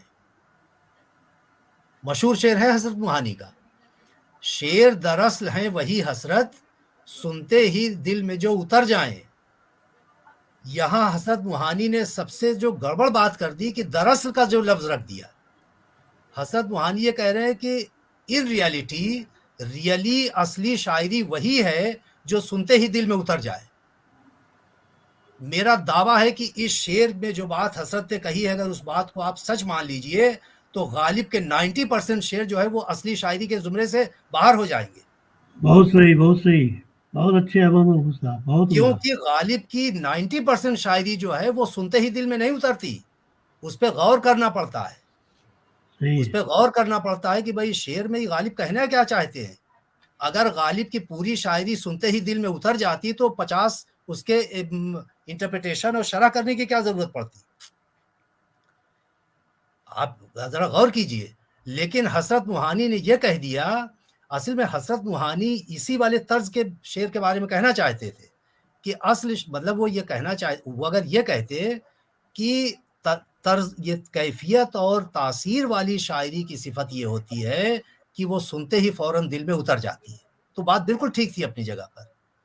لیکن کہنے کا مطلب یہ کہ پوری غزل کی شاعری جو ہے وہ تاثیر و کیفیت والی شاعری نہیں ہے، اور بہت سے طرز ہیں غزل کی شاعری میں، مضمون آفرینی ایک طرز ہے، اس میں نازک خیالی ایک طرز ہے، خیال بندی ایک طرز ہے، اس میں پیچیدہ بیانی ایک طرز ہے، وقوع گوئی ایک طرز ہے، اس میں شور انگیزی ایک طرز ہے، یہ سارے طرز ہیں ہماری غزل کی شاعری میں، اسی میں سے ایک طرز جو ہے وہ کیفیت اور تاثیر والا ایک طرز ہے۔ حسرت موہانی نے گڑبڑ یہ کی کہ پوری شاعری کے بارے میں کہہ دیا کہ جو شعر سنتے ہی دل میں اتر جائے وہی اصل شعر ہے۔ آپ ذرا غالب کا وہ شعر کہ وہ جو ہے، ارے پہلا ہی شعر غزل کا پہلا کہ نقش فریادی ہے کس کی شوق کا، کاغذی ہے پیرہن اس پہ کرے تصویر کا، سنتے ہی دل میں اترتا ہے کیا؟ کوئی بتا دے کہ یہ شعر سن کے فوراً دل میں اترا، سمجھ ہی میں نہیں آیا کہ شعر میں غالب کہنا کیا چاہتے ہیں۔ پھر چلیے دوسرا شعر، تیسرا شعر اس غزل کا لے لیجئے کہ کاؤ کاوے سخت جانی ہائے تنہائی نہ پوچھ، صبح کرنا شام کا لانا ہے جوئے شیر کا۔ پہلے تو کاؤ کاؤ کے معنی میں ہمیں نہیں معلوم، دل میں کیا اترے گا؟ تو کہنے کا مطلب یہ ہے کہ غالب کی شاعری کے بارے میں، اور اسی طرح سے ہمارے بہت سے شعراء ایسے ہیں کہ جن کی شاعری کا بہت بڑا حصہ ہمیں غور و فکر کرنے پہ مجبور کرتا ہے، وہ فوراً دل پہ شعر نہیں اترتا۔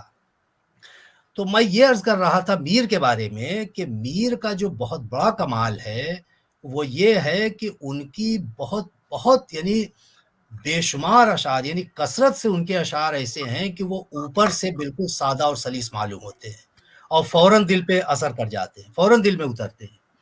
لیکن جب ان پہ غور کریے تب معلوم ہوتا ہے کہ ارے اس کے اندر تو یہ پہلو بھی ہے، اس میں یہ معنی بھی ہے، اس میں یہ جہتے بھی ہیں، اور اس میں اتنی بڑی بڑی اس کے اندر کاریگری کی گئی ہے، وہ کاریگری اوپر سے نظر نہیں آتی۔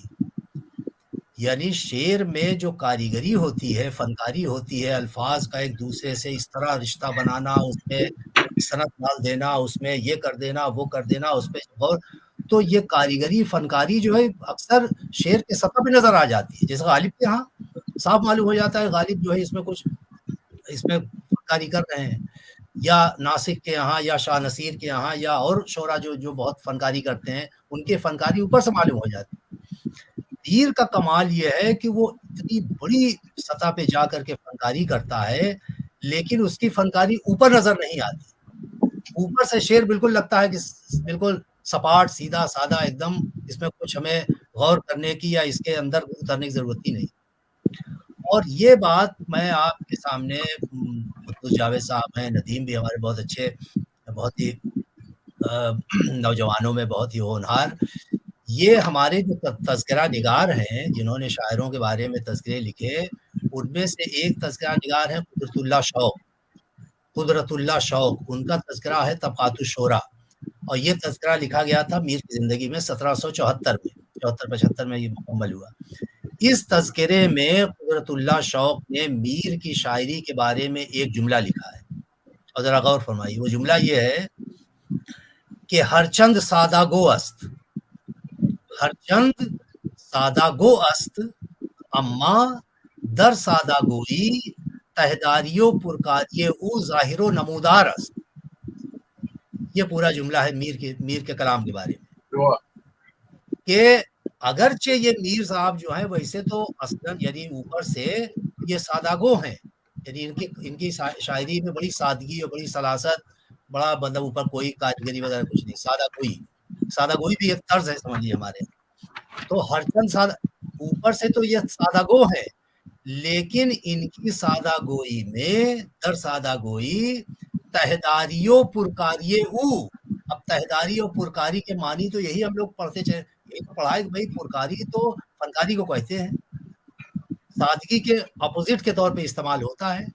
गालिब का जो शेर है, सादगी और पुरकारी बेखुदी होशियारी हुस्न को तगाफुल में जुर्रत आजमा पाया, तो वह गालिब सादगी और पुरकारी जो है वो एक दूसरे के मुतजाद माना जाते हैं। जैसे सादगी अगर है तो पुरकारी नहीं है, और पुरकारी यानी जिसमें बड़ी नक्श और निगार बनाए गए हों वो पुरकारी है। तो वो कह रहे हैं कुदरतुल्लाह शौक की दर सादा गोई तहदारी, और तहदारी यानी जिसके अंदर तहे हों, तहे यानी जिसके मानी के पहलू हों, जिसमें बहुत से इम्कानात हो, बहुत से जहतें हो मानी की, वो तहदारी है। जिसके लिए हमारे यहाँ बाकायदा एक इस्तिलाह मानी आफरीनी की इस्तेमाल की जाती है। मानी आफरीनी का मतलब ही होता है कि कलाम में जो है वो कई पहलू हों, मानी के कई जहतें हों, तो जिसको तहदारी हमारे तज़किरा निगारों ने कह दिया है।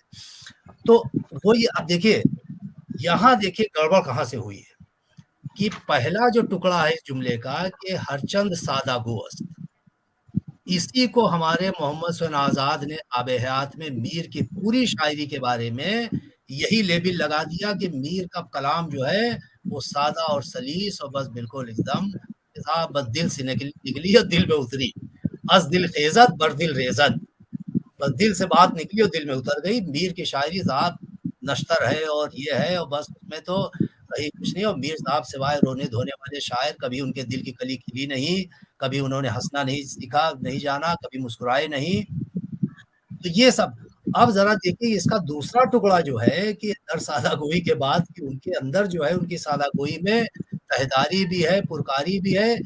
इस हिस्से का अगर एतराफ और इसकी वजाहत और इसका इंकशाफ हमारे ज़माने में अगर किसी ने किया तो हमारे ज़ाहिर के मरहूम शम्सुर रहमान फारूकी ने किया, कि जिन्होंने ये बताया कि मीर जो है ऊपर से तो सादा है, लेकिन फारूकी साहब बार-बार ये कहते थे कि मैं मीर के बारे में कोई नई बात थोड़ी कह रहा हूँ, वही बातें कह रहा हूँ जो असलन हमारे पुराने शोरा ने या पुराने तज़किरा निगारों ने इशारों में कही थी, वो बातें अब मैं वज़ाहत से बयान कर रहा हूँ कि मीर के यहाँ तहदारी और पुरकारी भी है तो कैसे है, और उसको उन्होंने बाकायदा शेर शुरंगेज़ में एक-एक शेर की तशरीह करके और ये दिखाया कि देखिए कैसे तहदारी और पुरकारी है।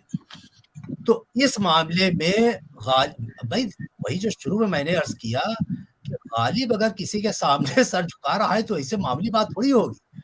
गालिब भी ऊपर से सादा और सलीस शेर नहीं कह सकते। अरे 2-4 गज़लें कह लेना वो अलग बात है कि दिले नादा तुझे हुआ क्या है, आखिर इस दर्द हुआ क्या है। इस तरह के शेर गालिब का असल अंदाज़ नहीं है। लेकिन चूँकि बड़ा शायर है, बड़े शायर से आप कहेंगे आज आप एक तरह आसान गज़ल मेरे लिए कह दीजिए, तो कह देगा, इतना बड़ा शायर है। लेकिन ये गालिब का असल अंदाज़ नहीं है। गालिब का असल अंदाज़ वही है कि जिसमें पेचीदगी और इस्तिआरे और उसमें एब्स्ट्रैक्शन और तजरीद और इसका करके फिर मज़मून उसको निकालना, वो सब है उनका असल अंदाज़। तो गालिब भी ये नहीं कर सकते थे, और गालिब ने ये महसूस किया होगा कि भाई ये ऐसा अंदाज़, लफ्ज़ अंदाज़ जो है, ये मीर ने अपने तज़किरे के आखिर में ये लिखा है कि हमारी रेख्ता की जो शायरी है, उर्दू शायरी, इसमें इसके 6 वो हैं, शक्लें हैं, किस्में हैं, और छठी किस्म को मीर ने अंदाज़ कहा है, लफ्ज़ अंदाज़ उसने इस्तेमाल किया है। तो देखिए बड़ा शायर ज़ौक़ जो है हवा में ये लफ्ज़ नहीं ले आया है, न हुआ पर न हुआ मीर का अंदाज़ नसीब। यहाँ अंदाज़ लफ्ज़ जो ज़ौक़ ने रखा है तो मीर के उस बयान को भी सामने रखा है कि छठी किस्म को मीर ने अंदाज़ कहा है, अपने निकातुश शोरा के आखिर में अंदाज़ कहा है। तो यहाँ अंदाज़ पे दोनों पहलू ज़ौक़ ने रख दिए कि न हुआ पर न हुआ मीर का अंदाज़ नसीब, ज़ौक़ यारों ने बहुत ज़ोर ग़ज़ल में मारा। तो अंदाज़ का लफ्ज़ वो मीर वाला है जो छठी किस्म। तो अब मीर का मामला ये है, अब मैं अगर आप कहें तो 1-2 मिसालें मैं इस बात की सबूत मीर के शेर से बयान कर देता हूँ। जी, जी। या कहें तो बस इसी पे ख़त्म कर दूँ? नहीं, माशाल्लाह और मिसालें थे, बहुत तबीयत खुश हो रही है। अरे नहीं, बहुत ज़्यादा भाई। कुद्दूस जावेद साहब सदारत फरमा रहे हैं, इनसे नहीं आप तो अब देखिए एक शेर देखिए कि मीर का मशहूर शेर है कि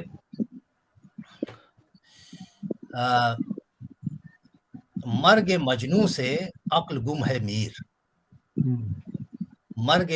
इस शेर को मर्ग मजनू पे पढ़ा जाता है, पे नहीं है, से है। मर्ग मजनू से अक्ल गुम है मीर, क्या दीवाने ने मौत पाई है। क्या दीवाने ने मौत पाई। मर्ग मजनू से अक्ल गुम है मीर, क्या दीवाने ने मौत पाई है। शेर ज़ाहिर मीर का मशहूर शेर है, और जैसा मैंने अर्ज किया कि कैफियत और तासीर के लिहाज से भी बहुत ही आला दर्जे का शेर है। इस शेर का दूसरा मिसरा ही ऐसा है कि इसी को आप दोहराते रहिए, क्या दीवाने ने मौत पाई है। यानी पूरा, यानी मजनू का पूरा वाकया जो भी है, रवायत है जो भी है, यानी लैला मजनू के इश्क का पूरा वाकया वो आपके जहन में हो। अब उसके बाद ये दूसरा मिसरा जो है कि क्या दीवाने, मजनू की मौत भी कोई ऐसी वैसी मौत थोड़ी है, क्या दीवाने ने मौत पाई है। यानी ये बिल्कुल उसी तरह का शेर है मीर के और बहुत से दूसरे अशार की तरह कि शेर सुनते ही फौरन दिल में उतर जाता है, मजीद गौर करने की जरूरत ही नहीं पड़ती।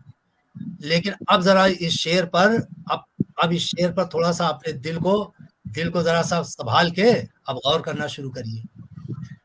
जरा देखिए कि पहले मिसरे में कहा है कि मर्ग मजनू से अक्ल गुम है मीर, अक्ल गुम होना मुहावरा इस्तेमाल किया, और उसकी मुनासबत से दूसरे मिसरे में कह रहा है कि क्या दीवाने ने मौत पाई है। गुम होना और पाना, देख रहे हैं आप। यानी पहला मिसरा जो है, अगर पहले मिसरे में गुम होना, अक्ल गुम होना किस मानी में हम बोलते हैं, अक्ल हैरान होने का मानी में बोलते हैं। अक्ल गुम होना नहीं, अक्ल हैरान हो जाना। पहला मिसरा इस तरह भी कहा जा सकता था कि मर्ग मजनू से अक्ल हैरान है, मर्ग मजनू से अक्ल हैरान है, क्या दीवाने ने मौत पाई है। तो ये जो खूबसूरती थी गुम होना और पाना वाली, ये खूबसूरती शेर में कम हो जाती। मर्ग मजनू से अक्ल गुम है मीर, क्या दीवाने ने मौत पाई है। अच्छा, अब सुनिए इसमें जो फनकारी, मर्ग मजनू जो है, जो कैरेक्टर है, उसका असल नाम कैस था। मजनू उसका नाम नहीं है, मजनू तो उसका सिफाती नाम है, क्योंकि जुनून में इस मंजिल पे था कि वो गोया जुनून का और दीवानगी का गोया इस्तियारा बन गया, अलामत बन गया है। तो इस वजह से जो शख्स भी जुनून में होता है उसको मजनू कह देते हैं। मजनू के माने दीवाने के हैं, मजनू किसी का नाम थोड़ी होता है। तो उसका नाम कैस था, लेकिन मजनू। अब देखिए, ये अक्ल गुम होने में मीर साहब ने फिर फनकारी दिखाई है कि जुनून और अक्ल ये दोनों अपोजिट माने जाते हैं। जहां अक्ल है वहां जुनू नहीं, जहां जुनू है वहां अक्ल नहीं। देख रहे हैं आप। अगर ये जो मीर ने अक्ल का लफ्ज रखा है, अक्ल गुम होने का मुहावरा रखा है और उसमें अक्ल रखा है, तो इससे दो फायदा उठाया। एक तो अक्ल गुम होने में गुम होने को मिला दिया उधर पाने से, क्या दीवाने ने मौत पाई है, तो गुम होना और पाना उसमें तजाद। और फिर इधर अक्ल का तजाद जो है वो मजनू से, क्योंकि मजनू यानी साहिब जुनू। अगर इसमें मजनू के बजाय कैस से ये मिसरा बनाते कि कैस की मौत से अक्ल गुम है मीर, तो ये तजाद खत्म हो जाता। मेरे कहने का मतलब ये है, क्योंकि अक्ल और जुनू दो चीजें। अच्छा, अब जरा देखिए कि अक्ल जो है वो गुम हो गई, अक्ल गुम होना मुहावरे के मानी में। लेकिन शोरा जो है वो अक्सर ये करते हैं कि मुहावरे को पलट करके लुग़वी मानी में भी उसको ऐसा रखते हैं कि लुग़वी मानी देने लगता है। तो अब यहाँ ये था कि भाई जब तक मजनू जिंदा था तब तक उसके मुकाबले में अक्ल भी जिंदा थी। बिल्कुल सामने, ठीक है, तुम जुनू तो हम अक्ल, दोनों का मुकाबला। जैसे दो पहलवान कि भाई जब तक अनीस जिंदा थे और दबीर जिंदा थे तो दोनों में मुकाबला हो रहा है, या मुसफ़ी और इंशा में मुकाबला हो रहा है, या दो पहलवानों में। अक्सर हम लोग ये सुनते हैं कि भाई जब उनमें दोनों बहुत बड़े मुकाबिल होते हैं और एक जो है जब दुनिया से गुजर जाता है तो दूसरा कहता है कि अब मेरा इस दुनिया में रहने का क्या मानी है, میرا اصل مقابل یا میرا اصل تو وہی تھا، اسی سے اب میں کس سے مقابلہ کروں گا، ٹھیک ہے نا. اب ذرا دیکھیے کہ جنون اور عقل جو ہے دونوں تھے، ادھر مجنو زندہ تھا یعنی جنو زندہ تھا اور ادھر عقل. اب جب مجنو مر گیا، مرگے مجنو سے، مجنو کی موت کی وجہ سے عقل بھی گم ہو گئی، کہیں غائب ہو گئی، کہیں چلی گئی ادھر ادھر. اس کو کوئی اب ڈھونڈ رہے تو عقل مل ہی نہیں تھی، کہاں چلی گئی. کیونکہ عقل اسی وقت تک تھی کہ بھائی جب تک جنو تھا، اسی سے تو اس کا مقابلہ تھا نا. تو مرگے یعنی مجنو کا مرنا جو ہے وہ عقل کے گم ہونے کا سبب ہو گیا، یعنی عقل گم ہو گئی. اب یہاں گم ہونا لغوی معنی میں، جیسے کوئی شخص ابھی بیٹھا ہوا تھا، اٹھا غائب ہو گیا، اب لوگ ڈھونڈ رہے ہیں کہ بھائی کہاں گیا، کیا اس کو تلاش کرو، ڈھونڈو، تو مل ہی نہیں رہا ہے. مرگے مجنو سے عقل گم ہے، گم ہو گئی ہے، کہیں ادھر ادھر پتہ نہیں کہاں چلی گئی. اب یہ سب فنکاری ہے شعر کے اندر. تو میرا خیال ہے کہ اتنا کافی ہے. اب ہم لوگ قدوس جاوید صاحب سے سنیں گے. بہت شکریہ آپ لوگوں نے میری ٹوٹی پھوٹی باتیں جو بھی تھیں جو سنی، بہت بہت شکریہ. آپ نے سب کچھ کہہ دیا، میرے بہت گانے کی گنجائش بہت نہیں ہے.